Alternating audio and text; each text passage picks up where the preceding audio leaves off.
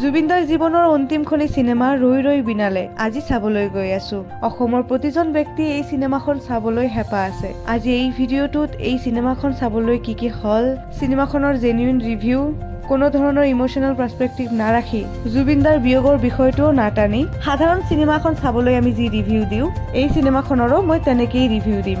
বাকী চিনেমাখনতো সকলোবোৰ record already ভাঙি পেলাইছে আমাৰ অসমীয়া চিনেমা জগতৰ ছুপাৰ ডুপাৰ হিট ক'বলৈ গ'লে। তো guys, welcome back to my YouTube channel and Facebook page Gauripuriya Devjani. মই আপোনালোকৰ দেৱজানী, জয়গুৰু চবকে। আজি এই ভিডিঅ'টোত মই কোনো ধৰণৰ কমেণ্টছ নপঢ়ো। আজি আৰু এটা ভিডিঅ' আপলোড দিম, সেইটোত পঢ়িম বাৰু। তো আমাদের শুভম ভাই টিকিট কিনে দিছে আমাকে, ধন্যবাদ।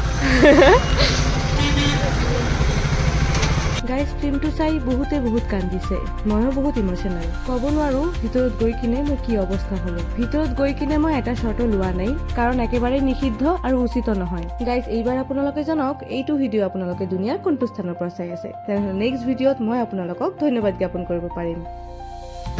এয়া গাইজ, আমি ৰৈ ৰৈ বিনালে চাবলৈ আহিছোঁ। চাই কিনে আপোনালোকক জনাম কেনেকুৱা পালোঁ। আৰু মোৰ লগত আছে বাইদেউ হাই কৰি দিয়ক চবকে। চিনেমাখন চালো গাইজ। আমাৰ অসমীয়া চলচ্চিত্ৰ জগতত এই ধৰণৰ চিনেমা আৰু বহুত লাগে। জুবিন দা আজি জীয়াই থাকিলে এই ধৰণৰ চিনেমা হয়তো আৰু বহুত দিলেহেঁতেন। উই লাভ ইউ জুবিন দা, উই মিছ ইউ। চিনেমাখনৰ ৰিভিউ যদি মই দিওঁ তেনেহ'লে মই ক'ম চিত্ৰগ্ৰহণ আউটষ্টেণ্ডিং হৈছে।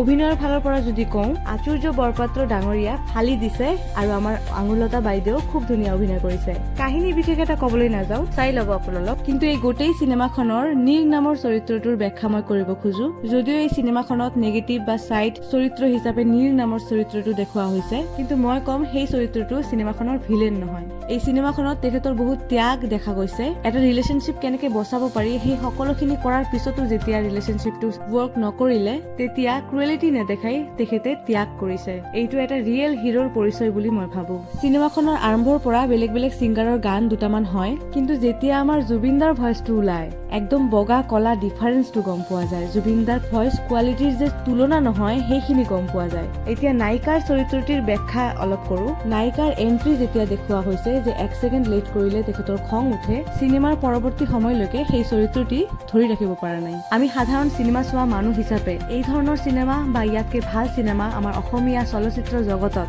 আৰু বহুত চাব বিচাৰো। আমাৰ অসমীয়া চলচ্চিত্ৰ জগতৰ মান আৰু উন্নত হওক বুলি আশা কৰো। সেইবাবেই এই পইণ্টবিলাক আঙুলিয়াই দিয়াৰ চেষ্টা কৰিলো। হিৰোইনৰ দেউতাকৰ চৰিত্ৰটো মই ব্যাখ্যা কৰিব বিচাৰিছো। তেখেতৰ যুক্তি ভুল নহয়, কিন্তু পোলাইটলি ডিচিজন ল'ব পৰা নাই বুলিহে সমস্যাটো বাঢ়িছে। তো গাইজ, চিনেমাখন চাই কিনে এইখিনিয়ে মই এক্সপিৰিয়েঞ্চ কৰিলো। আপোনালোকে চিনেমাখন যদি চাইছে কেনেকুৱা লাগিছে কমেণ্ট ছেকশ্যনত নিশ্চয়কৈ জনাব, আৰু যদি চোৱা নাই গৈ কিনে চাই আহিব। কেনেকুৱা লাগিল আপোনাৰ ৰৈ ৰৈ বিনালে চাই কিনে? কান্দিছে না নাই?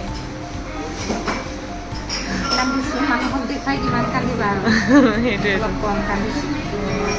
কি কৰিম, আমাৰ চবৰে মন বেয়া আছে।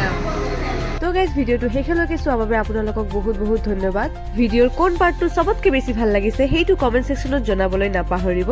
মই আকৌ আহিম নতুন ভিডিঅ' লৈ আপোনালোকৰ আগত। তেতিয়ালৈকে আপোনালোকে বহুত ভাল থাকিব আৰু মোক এনেই মৰম দি থাকিব।